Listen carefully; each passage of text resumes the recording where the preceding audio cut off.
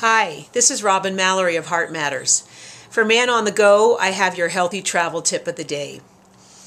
Last week I talked about the benefits of getting up out of your chair away from your desk and moving, stretching, getting the blood flowing, especially when you've been sitting for a prolonged period of time. Today I'm going to go in the opposite direction and talk about quieting, and specifically quieting your mind. Why is that important and how is it accomplished? We are encouraged to multitask. We are encouraged to get as much done in one day as possible. Many of us have a to-do list that extends from one day to the next, and it creates a sense of drive, of having to always perform. And that performance is fueled by the sympathetic nervous system. That is the part of our nervous system that gives us the adrenaline surge, that keeps us motivated and clear thinking, but that's up to a point. Studies show that up to about 2 hours of an adrenaline surge, you perform well, but after that you begin to fall off and your performance actually is diminished.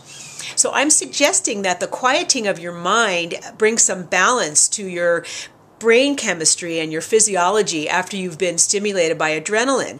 And again, the science shows that sitting just for a couple of moments to quiet creates a really nice arousal of the parasympathetic nervous system, which is the part of our nervous system that is responsible for relaxation. And having both throughout the day is really an important health aspect, as well as will heighten your overall performance and your ability to feel grounded throughout your day. Especially when you're traveling, when you're adding that element of having to be at a certain place at a certain time, and you're preparing your business presentation, or you're participating in a convention or a workshop, you want to invite this quieting in. So those are the whys, and let's talk about the hows. When I talk about relaxation, a lot of people imagine that it must be this 25-minute long sort of meditation, chanting, sitting in a lotus position. And while that might be nice if you have the time, most of us don't. So there's a way that within about 90 seconds, maybe 2 minutes, you can elicit a relaxation response that has a tremendous physical and emotional benefit to creating that balance that I've mentioned.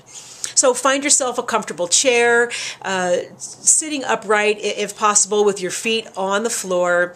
And you want to start by giving yourself permission, allowing yourself to take the next 90 to 120 seconds to let the outside world fall away, just so that you can bring it inward, bring your awareness to your breath, and begin that quieting process. So sit comfortably, give yourself that freedom from your schedule so that you can breathe, and then get into it. It's quite lovely. You can close your eyes if you're comfortable with that. And this can be done anywhere, by the way, that you can find a place to sit. So close your eyes if you're comfortable, and then allow yourself to follow your natural rhythm of breathing, your in-breath and your out-breath. Just observe the inhale and the exhale. Inhaling through your nose, exhaling from your mouth, again, if that's comfortable for you, and just observe the in-breath and the out-breath. When we begin this breathing practice, our minds, our little monkey minds, you may have heard it referred to, they're going to pull us back to our to-do list. They're going to pull us out of this quieting by distracting noises and busy thoughts. That is very normal. And when you feel yourself distracted, just notice it and let it go, bringing the awareness back to the breath. So you simply follow your in-breath and your out-breath. As you practice this on a more regular basis, hopefully you'll be able to take a minute and a half or 2 minutes during the day, each day. You'll become more familiar with the quieting, and your brain will actually settle in more readily the more often than you practice this relaxation. So as you become more familiar with it and are a little bit less distracted, you'll find a very pleasant, soothing response that comes simply from focusing on your breath. As you become more proficient and comfortable with this, then you can add in additional deepening elements of the quieting, which is something that I will cover in future videos for Man on the Go.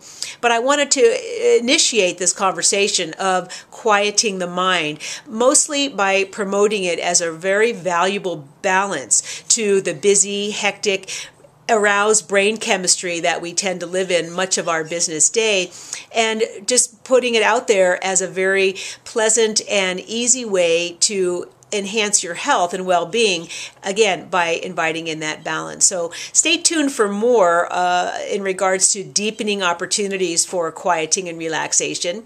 But it's been my pleasure today to offer you this healthy travel tip for a man on the go. My name is Robin Mallory of Heart Matters. Have a great day, and I'll see you next time.